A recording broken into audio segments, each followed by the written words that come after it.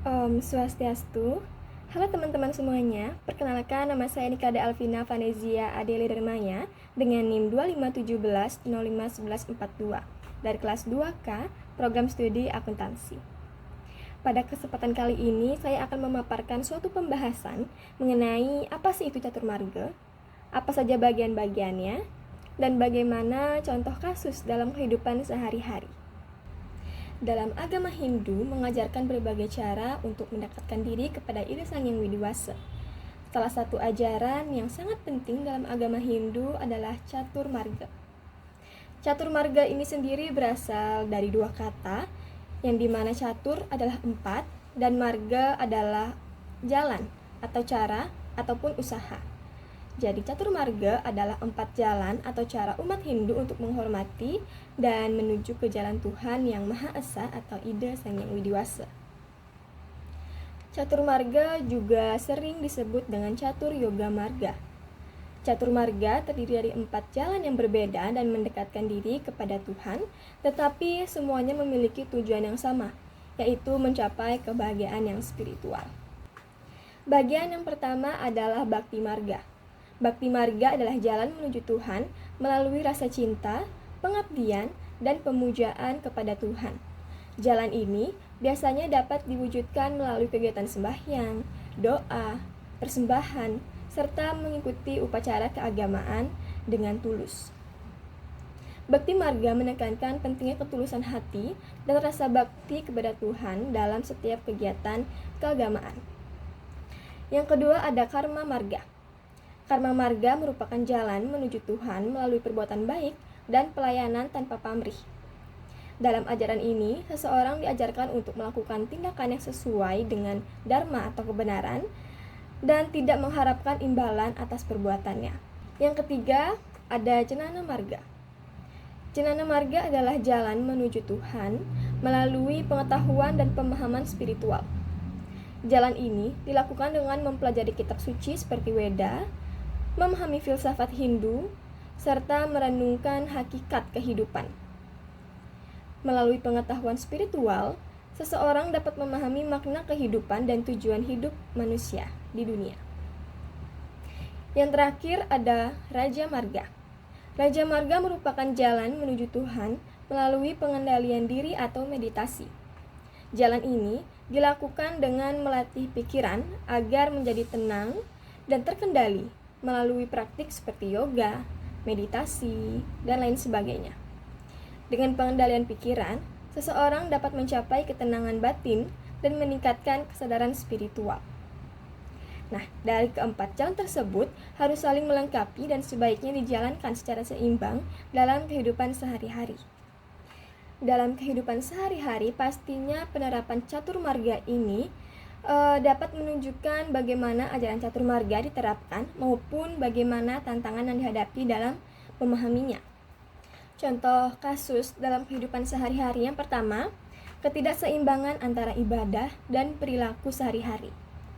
Jadi seorang mahasiswa rajin bersembahyang di pura setiap hari, tetapi dalam kehidupan sehari-hari ia sering bersikap tidak jujur kepada teman-temannya.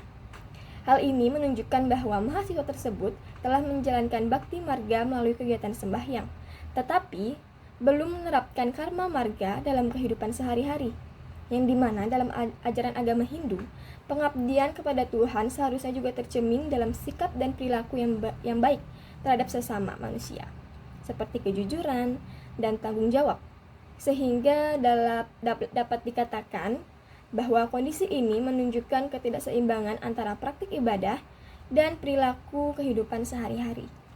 Yang kedua, kurangnya pemahaman generasi muda terhadap makna pura. Jadi banyak generasi muda datang ke pura hanya untuk berkumpul dan berfoto saja, tanpa memahami makna spiritual dari tempat suci tersebut. Fenomena ini menunjukkan kurangnya pemahaman mengenai fungsi pura sebagai tempat untuk bersembahyang dan mendekatkan diri kepada Tuhan.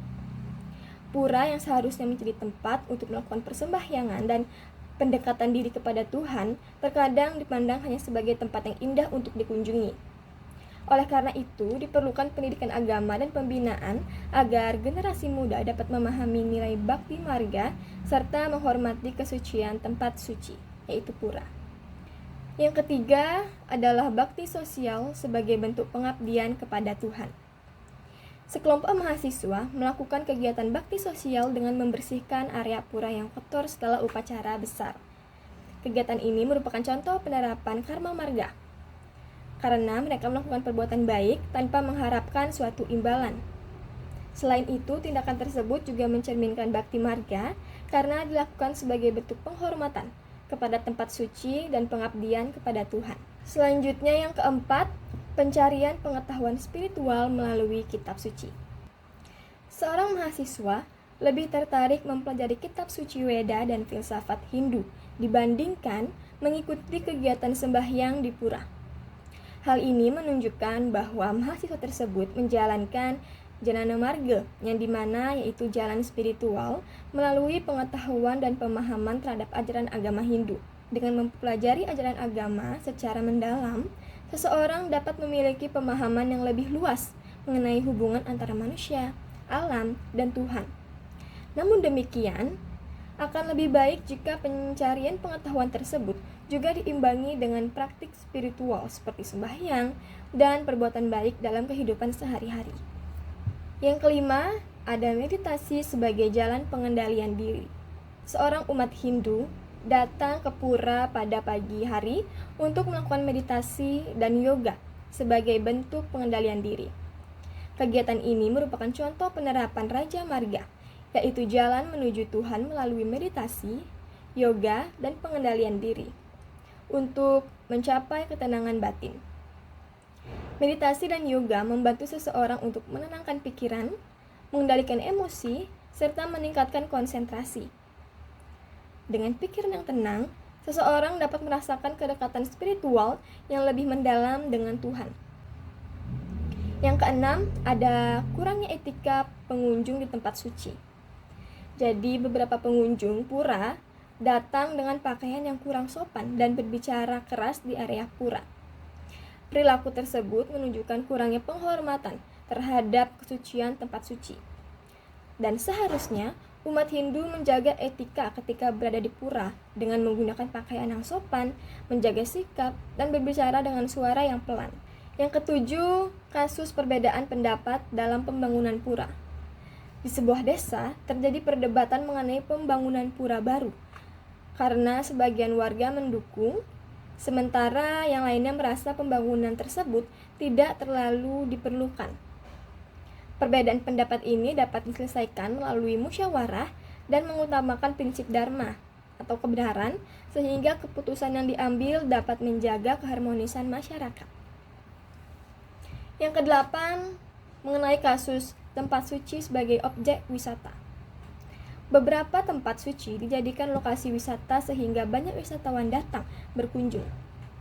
Hal ini dapat memberikan dampak positif, yang pastinya seperti memperkenalkan budaya Hindu kepada masyarakat luas, apalagi di luar Indonesia. Namun jika tidak diatur dengan baik, hal ini juga dapat menjadi dampak negatif, seperti dapat mengganggu kesucian pura apabila pengunjung tidak memahami aturan dan etika di tempat suci. Yang kesembilan, kasus mengenai ketidakseimbangan antara kehidupan spiritual dan sosial. Seseorang umat Hindu hanya berfokus pada kegiatan sembahyang di pura, tetapi kurang peduli terhadap kehidupan sosial di masyarakat. Hal ini menunjukkan ketidakseimbangan dalam menjalankan catur marga. Selain melakukan sembahyang sebagai bentuk bakti marga, umat Hindu juga perlu menjalankan karma marga dengan berbuat baik kepada sesama manusia. Yang terakhir, ke-10 mengenai kasus kurangnya perhatian terhadap pelestarian pura. Jadi beberapa pura tua mengalami kerusakan karena kurangnya perhatian masyarakat dan generasi muda. Hal ini menunjukkan pentingnya kesadaran bersama untuk menjaga dan melestarikan tempat suci kita. Merawat dan menjaga pura merupakan bentuk tanggung jawab umat Hindu sekaligus wujud pengabdian kepada Tuhan. Upaya pelestarian dapat dilakukan melalui kegiatan gotong royong, perawatan pembangunan, serta melibatkan generasi muda dalam kegiatan keagamaan.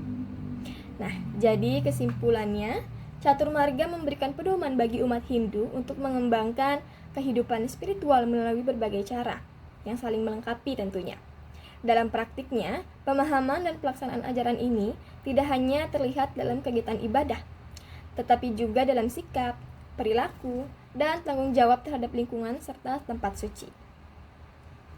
Sekian pembahasan yang dapat saya sampaikan. Apabila ada kesalahan, kurang lebihnya saya mohon maaf. Saya tutup dengan Paramasanti. Om Santi Santi Santi Om.